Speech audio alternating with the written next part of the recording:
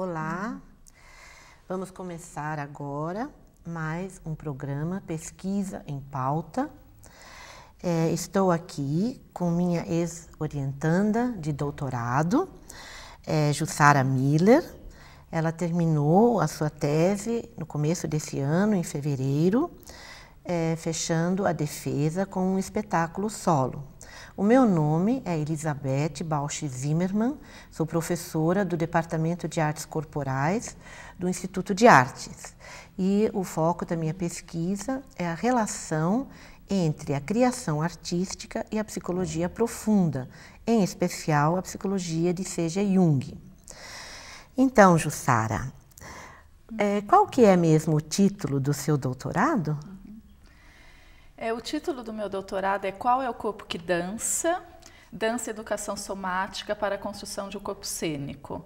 E esse trabalho teve 4 eixos principais de pesquisa. O primeiro capítulo eu enfoquei a pesquisa dos Viana, né, o que eu nomeei de Escola Viana, que depois eu posso explicar melhor o histórico de Klaus Viana, que foi um pesquisador brasileiro.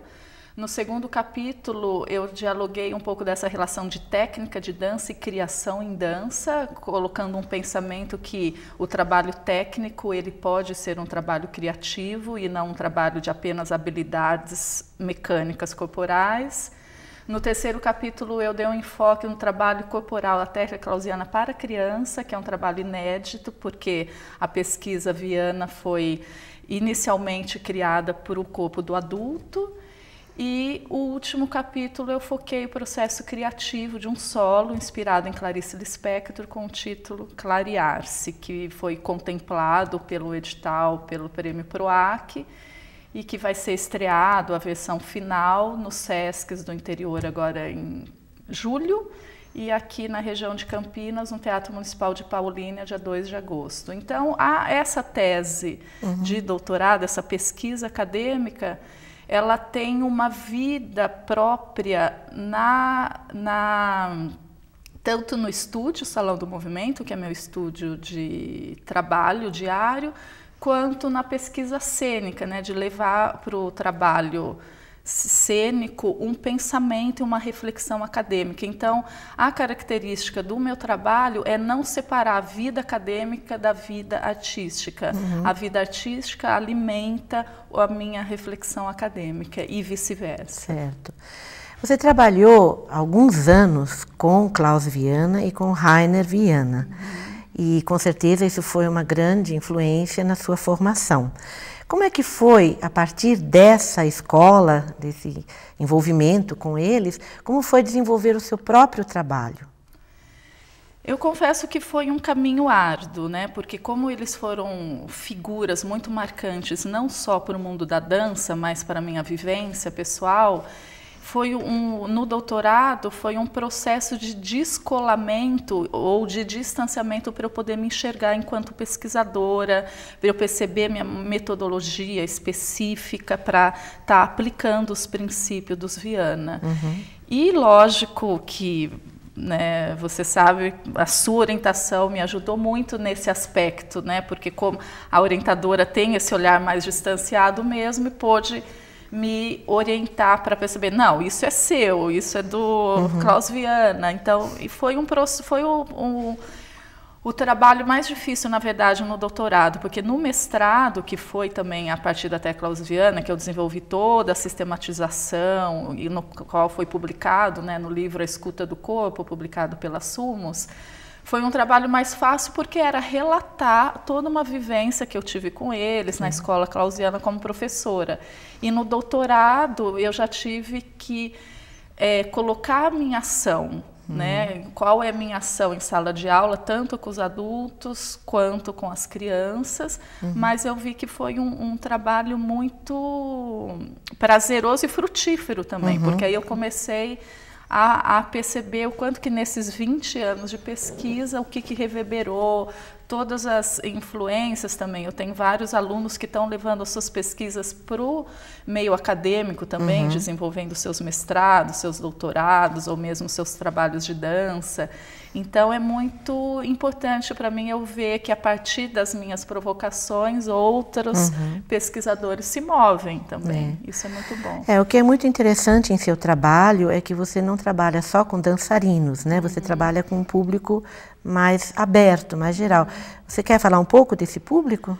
Eu gostaria, porque o título, né, da tese é Qual é o corpo que dança e um ponto de interrogação, né? Porque dentro da sala de aula, dentro da minha sala de aula, eu reúno na mesma sala bailarinos profissionais, bailarinos estudantes, atores, não estudantes cênicos, né, pessoas que são trabalhadores liberais, enfim, que vão procurar um trabalho de corpo por uma qualidade de vida, para se sentir bem, para ter uma atividade corporal. E a característica, né, da técnica clausiana é não separar. O bailarino profissional é melhor, então vai num grupo específico. Então, já o pensamento dessa técnica tem uma abertura para cada indivíduo perceber qual é o seu limite, quais são as suas sensações para poder se movimentar, para poder ganhar espaço, para poder dançar. E então é um trabalho muito específico, porque pode ter tanto a limitação do praticante que não tem um foco cênico se sentir intimidado em se soltar para dançar, quanto do bailarino que se sente muito especializado para dançar, como que ele vai estar ao lado de um praticante que não seja com um trabalhador cênico, né, um estudante cênico. Então, eu lido, na verdade, com a desconstrução desses rótulos que vêm muito prontos para cada um, quando vai buscar uma aula de dança. E uma coisa que seria interessante nós comentarmos é o seu trabalho com as crianças, né? Que você segue também a partir dos mesmos princípios, né? Da técnica clausiana. O trabalho com as crianças foi interessante nesse processo de doutorado, porque no momento da qualificação, uma das críticas, uma das observações, uma das sugestões da banca foi: Jussara, o trabalho com criança está aqui, nesse contexto, está um trabalho a mais, deixa para o pós-doutorado, ou coisa assim, não coloque. E foi uma insistência, né, inclusive nossa, né, enquanto orientanda, de falar, não, vamos falar sobre isso sim, né? Essa particularidade, que pesquisa é essa? E foi uma surpresa, porque foi muito bem recebido, né? Foi muito bem olhado, né? E elogiado, por conta de, não só por ser um trabalho inédito, mas também por abordar o corpo da criança, não como uma expectativa de que essa criança vai fazer dança, mas sim essa criança vai experienciar o seu próprio corpo. Que, olhando, né, o que nós temos, é muito comum a criança quer dançar, então põe a roupinha cor-de-rosa e vai lá fazer o balé clássico. Que bonitinho, aí cansou, vai fazer outra coisa. Então, no meu estúdio, no Salão do Movimento, eu procuro preservar a espontaneidade da criança, a movimentação que ela já tem, de liberdade de movimento, de vontade de dançar. Então, o que eu cuido muito é dessa vontade. Se a criança já foi para a minha sala de aula, já teve uma vontade primeira. Então, de preservar essa vontade, de como que eu vou estimular a expressão que já é nata dela, né, e como que eu vou estimular ela a desenvolver mais ainda, não só a sua movimentação, mas a sua expressão e a sua liberdade de movimento.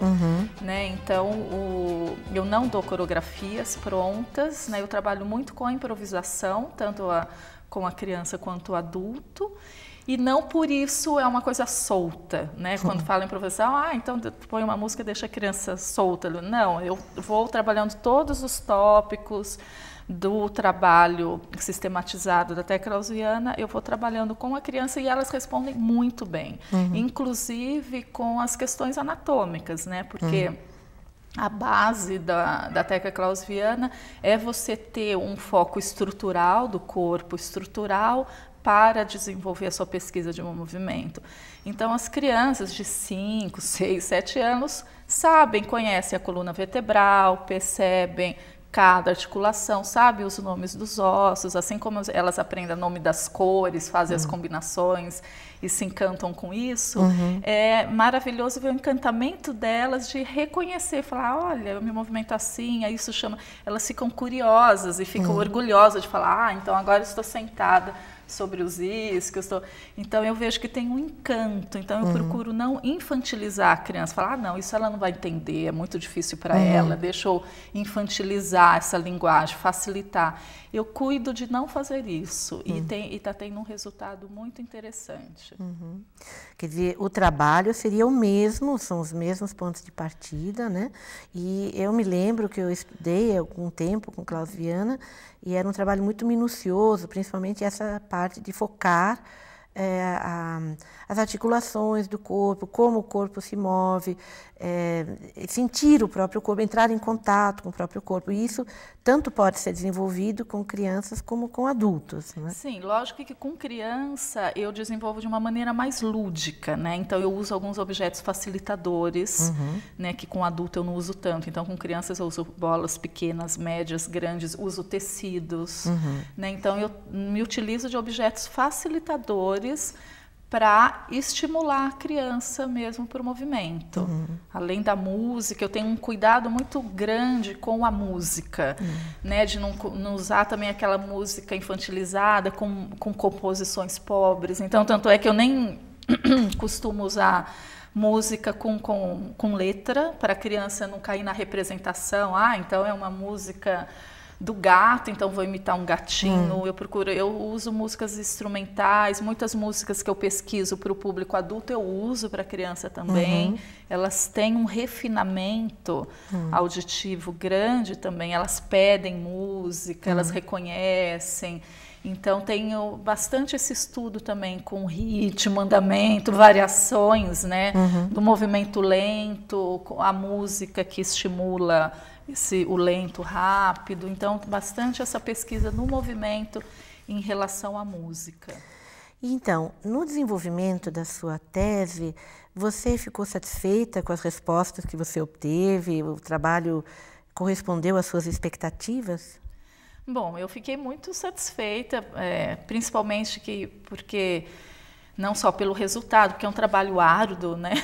Uma pesquisa de doutorado, né? Bem trabalhoso, ainda mais dentro da minha realidade, que eu sou uma profissional, eu tenho um estúdio que eu trabalho diariamente, tive o privilégio durante o doutorado de desenvolver uma pesquisa docência, né? Como o bolsista pede. Então sempre foi eu tive uma atividade muito sobrecarregada, paralelo à pesquisa acadêmica. Então, quando vem o resultado, quando vem a conclusão, vem que bom que acabou, mas que ótimo resultado. E também eu tive a oportunidade de ter na banca, tanto na banca do mestrado quanto no doutorado, a mestra Angel Viana, que foi parceira do Klaus, e que ela elogiou e deu um retorno muito positivo, né? Assim como a banca toda, a banca foi ótima, a orientação, enfim. Então foi eu fiquei muito satisfeita. Que bom. Como que você vai continuar a desenvolver esse seu trabalho? É interessante essa pergunta, porque como que eu vou continuar a desenvolver? Porque a pesquisa acadêmica, para mim, ela surgiu de uma maneira que não descolada do meu desenvolvimento diário de trabalho. Então, o que eu falo aqui nessa tese é exatamente o que eu faço no meu estúdio.